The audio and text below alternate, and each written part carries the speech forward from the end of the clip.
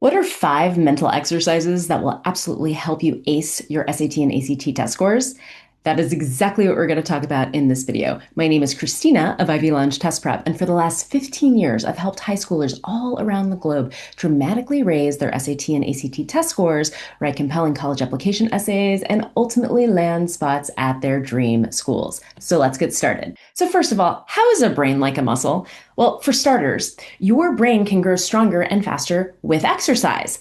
Mental exercise, that is. Research has also proven that even physical activity can improve brain function. So, when I tutor my high schoolers to help them get their highest SAT or ACT test scores possible, I'm a little bit like a mental personal trainer.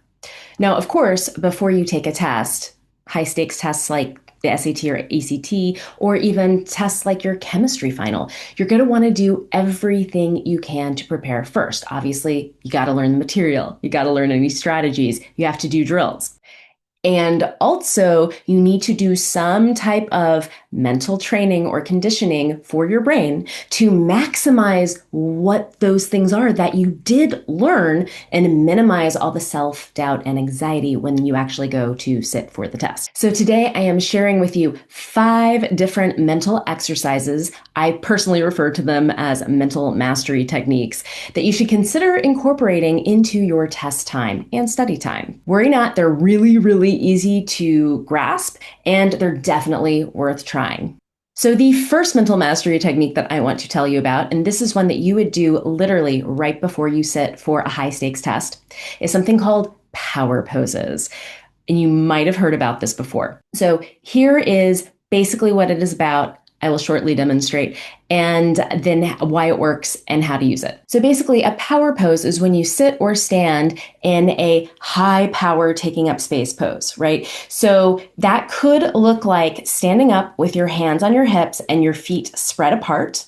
It could look like having a victory V with your arms. It could look like this, putting your hands behind your head and having your elbows spread wide.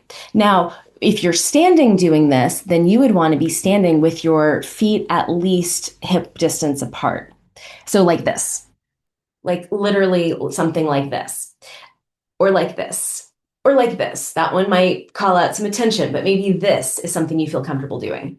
If you're sitting and you're trying to do a power pose, maybe you want to have your legs totally spread out long. So not like crossed or bent on each other, but taking up space. Or maybe you want to man spread and basically have your legs not be closed at all. You want to be taking up space. Now here's the tip. You want to be doing whatever power pose you're going to strike before you take your test for 2 full minutes. Like you can totally do this when you're waiting in line on test day to like be sent to your appropriate room for the SAT or the ACT. You can literally just stand with your feet hip distance apart and your hands on your hips like so. But 2 minutes, this is the magical time limit. And what it is going to help you do is increase temporarily the testosterone in your body. So helping you make decisions quickly, important for test day. And it is going to help you decrease, at least temporarily, your cortisol levels or your stress hormone, the one that makes you have anxiety and self-doubt. So that is mental mastery technique number 1 that you can literally do in 2 minutes, and it's called power poses. So mental mastery technique number 2 is something that is called the Pomodoro method. And this is one that you can use for your study or your SAT and your ACT test prep leading up to test day, but not like actually on test day. So the idea here is that it is infinitely better for you, your morale, your brain, your actual ability to hold on to information that you study when you study in short, concentrated bursts and give yourself a break rather than studying for like 2 or 3 hour long stretches. Okay, so this is what you're going to do. You are going to study intensely for 20 to 25 minutes, like literally timer on your iPhone if you need to. And you are going to be totally focused. Like, I'm not going to stray. I'm not going to answer a text. I'm not going to go to the bathroom. I'm not going to do anything for this 20 to 25 minutes.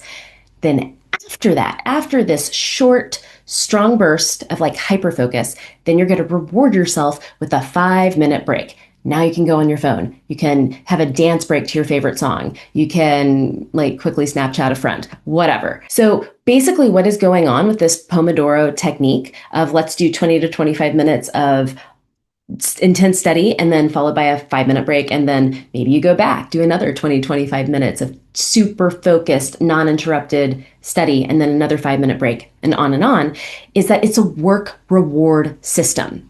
So you work hard for a relatively short period, and then you reward yourself with a break and you do something completely different, right? You're going to, step outside, soak up a few minutes of sun if it's sunny where you are, make yourself an iced tea, do 25 jumping jacks, like whatever. Okay. So why it works. So you are breaking up your learning into more manageable chunks to help the whole task feel much less daunting. So that's for starters. It's easier to say to yourself, like, I'm going to study as hard as I can for 25 minutes or 20 minutes than it is to say, I'm going to study for 3 hours, right? That one just like, I feel the morale, like, closing in, right?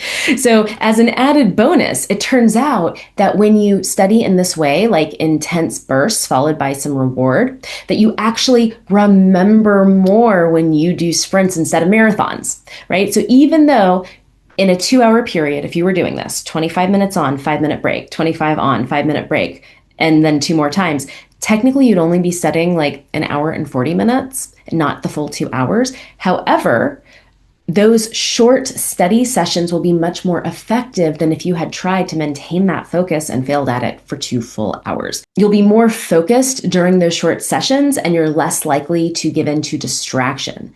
If you have something to do like a big research paper, you're studying for an art history AP exam or something like that, and you have more than 2 hours to study, then you can even do more Pomodoro bursts than that. But after like the 2-hour mark, you probably want to do something larger like a 20-minute break. So that is mental mastery technique number 2, doing the Pomodoro technique. So if you're new to my universe, again, I'm Kristina of Ivy Lunch Test Prep. My goal is helping high schoolers just like you get into the schools of their dreams by dramatically raising their test scores and helping them write compelling college application essays. So I have a quick question for you now, and that is, have you ever heard of a power pose or heard of the Pomodoro technique? If you have, I want to know. Let me know in the comments below. And while you're at it, go ahead and just hit those like and subscribe buttons. And then that way, basically every week when I post the latest in SAT or ACT or college application tricks, tips, updates, and hacks, you will be the very first to know. So mental mastery technique number 3, and that is, do you sleep or do you cram the night before a standardized test? So sleep is your best friend, especially when it comes to acing these tests and getting a high score. Think of it this way.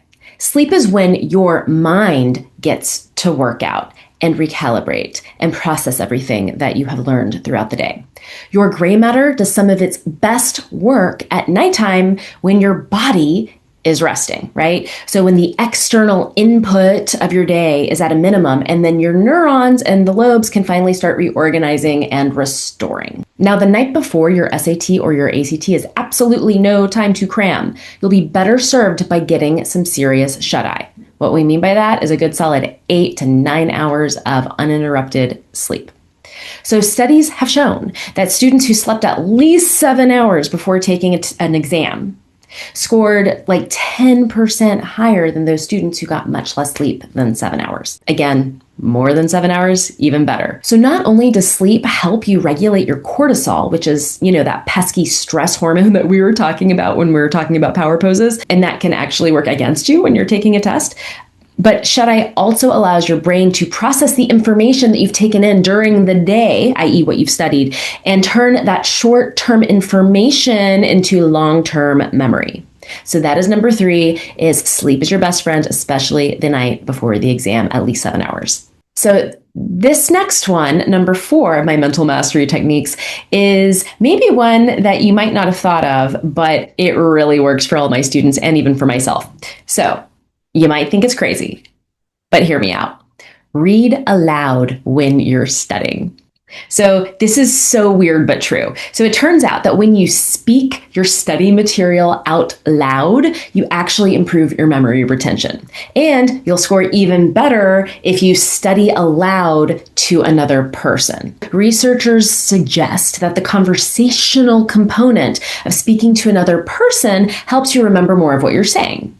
Like when I was in high school, I'd sometimes study with some friends and I'd be doing history, they'd be doing calculus or whatever, and then we'd stop and we'd just like talk about what we were doing, mainly because we wanted a break. But it totally helped. So that is a case where this conversational studying out loud thing can work. But even if no one is around, it's still beneficial to read your study notes out loud. So the sensory motor aspect of verbal expression, like literally moving your mouth, phonating from your vocal folds, makes it easier for your brain to associate random facts with meaningful interaction. So while it does take longer to read things out loud than it does to read them silently, remember that you're actually training your brain to remember the material. And thus, you're saving yourself time and points in the long run of your studying journey. So that is mental mastery technique number 4, which is studying by reading out loud. And finally, we have number 5 of my mental mastery techniques for today, and that is using visualization for test taking. It is not just for those of us with crystals, but it's for all of us. So one of the best ways to chip away your stress is to visualize yourself having already passed the finish line of whatever your goal is. For the sake of the SAT and ACT, this might look like closing your eyes and imagining life after successfully getting that score on the digital SAT or that like 34, 35, 36 on the ACT. You have a big smile on your face, but also think, what else are you doing? Like go granular with this visualization. So perhaps you're looking on your College Board account in your daydream or visualization and you see your score report that was just released and you're like, oh my gosh, right? And you're entering those top-notch scores into your Common App account. Maybe that's what you're visualizing. Or maybe you're celebrating with your parents at a fancy dinner once you got your scores back. Imagine it in vivid color with as many details as possible. So hold on to that feeling of ecstasy and relief. So this is the most important part is yes, visualizing and seeing it in your mind, but also feel the feelings that come up and hold on to those feelings of joy, relief, ecstasy, excitement, pride, all of it. So in the moments before taking your test, SAT or ACT, you are going to focus on that visualization that you have been practicing about how it's going to feel after finding out you aced your tests. So I know this feels like totally woo and too good to be true, but hear me out. It's a lot more than just wishful thinking. So first, visualization shows your brain what success even looks like to you. So once you have a clear focus, your brain will be better equipped to make the connection from where you are here to where you want to be in the future. Next, visualization also motivates you on a conscious level to just like do whatever is necessary to get your goal because you like are excited by what it will look like if you do get the goal. And last, but definitely not least, visualization works behind the scenes in your subconscious mind to help you attain your goal. So in this case, passing your SAT or your ACT with top-notch scores and flying colors. So here's what not to do before the SAT or ACT. So if we've talked about these 5 mental mastery techniques, do not cram before the test. That is the one thing to not do. It will undo all of the other 5. So instead, incorporate these 5 tried and true mental mastery techniques. And if you're wondering how to get like more tips like these, if you liked what these were about and you're like, oh, I can try that. That only takes 2 minutes. Why, I have more tips to share. In fact, I have an online course called Unlock SAT and ACT Testing Confidence. So basically for $95, you have the self-directed, infinitely rewatchable PDF and video online course with loads of hacks, strategies, and big picture reframings that will help you melt away your test anxiety. So if you consider yourself like a bad test taker or you totally freeze up on a certain section of the ACT or the SAT, and you just know that you're capable of better scores, but for some reason you can't really demonstrate that when it's test day, this course is for you. So good luck on your exam. Check out the course in the link below.